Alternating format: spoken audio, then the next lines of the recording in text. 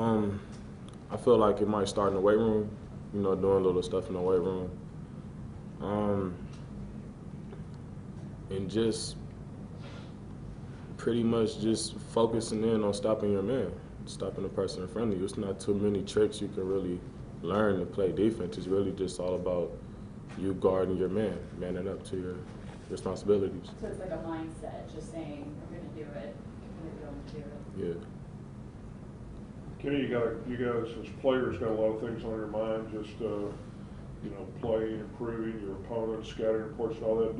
Does the fans enter into it at all? Like, you want the Tennessee fans to support you, and you know that losing a game to Austin Peay hurts. Does that fit in at all into all the things you guys have to think about?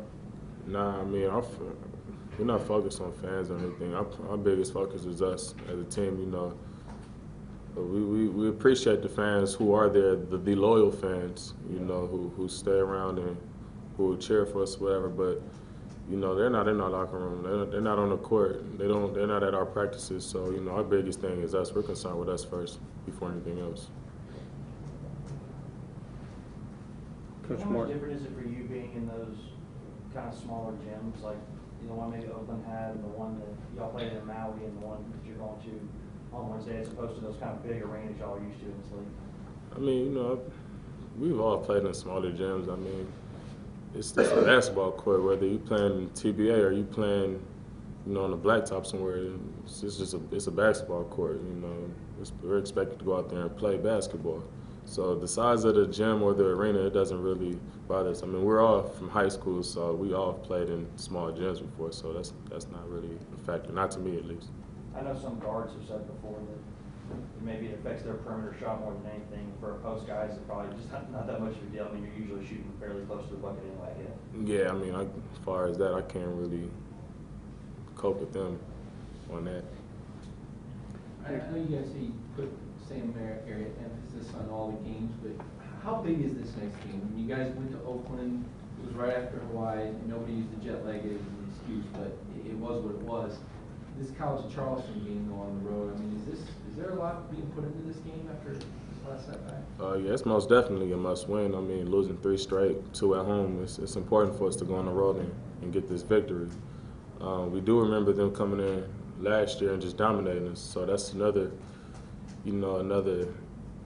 push for us as a team to go to their home and beat them.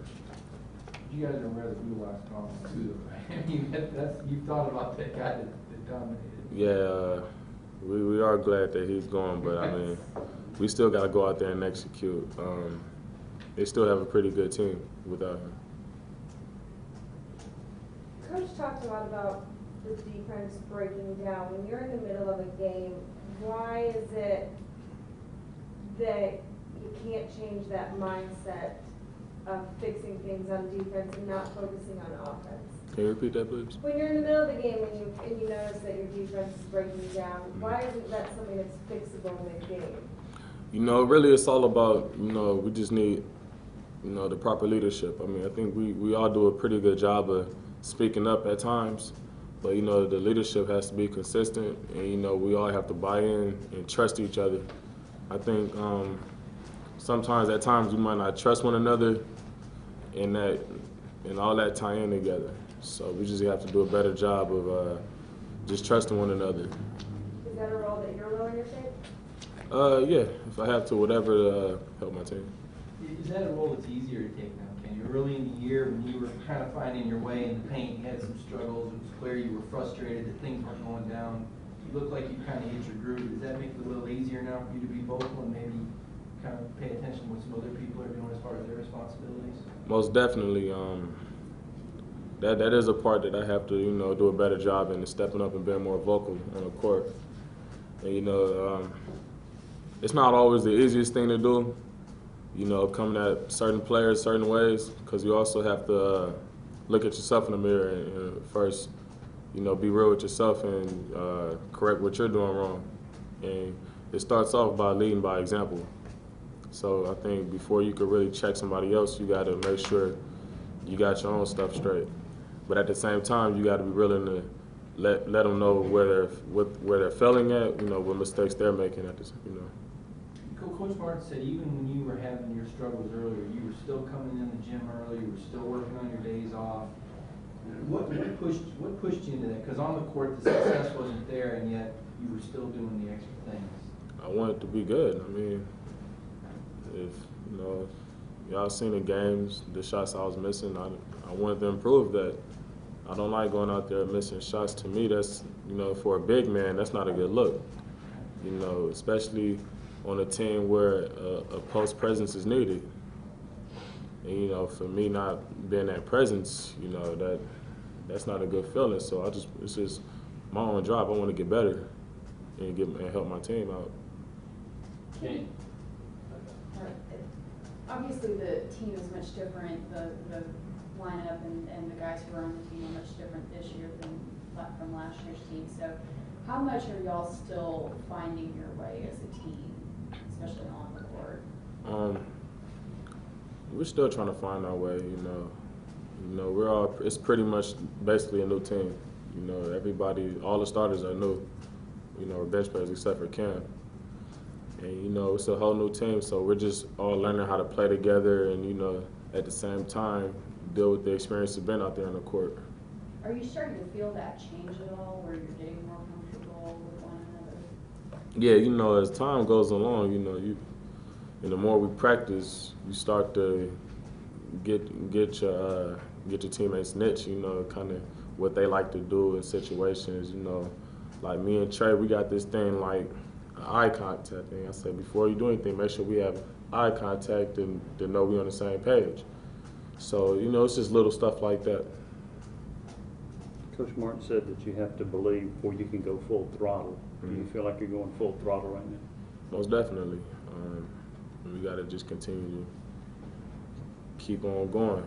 You know, we got to put those losses behind us. Not forgetting the losses and just, you know, learning from our mistakes and keep it pushing. There's still a long season ahead of us.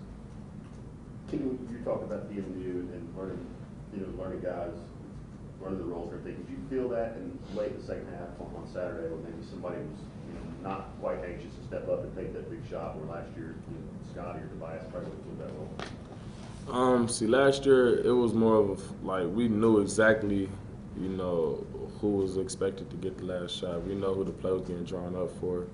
This year, I think we're all trying to be that one guy or waiting for coach to, you know, like let us know who's that go-to guy. And really, in my opinion, I think it's whoever has the hot hand, you know, that game. Because every game we had, it's always been one person to just have a good game and be hot on offense. So I think as far as right now, it's just whoever has the hot hand, that's what we're going with.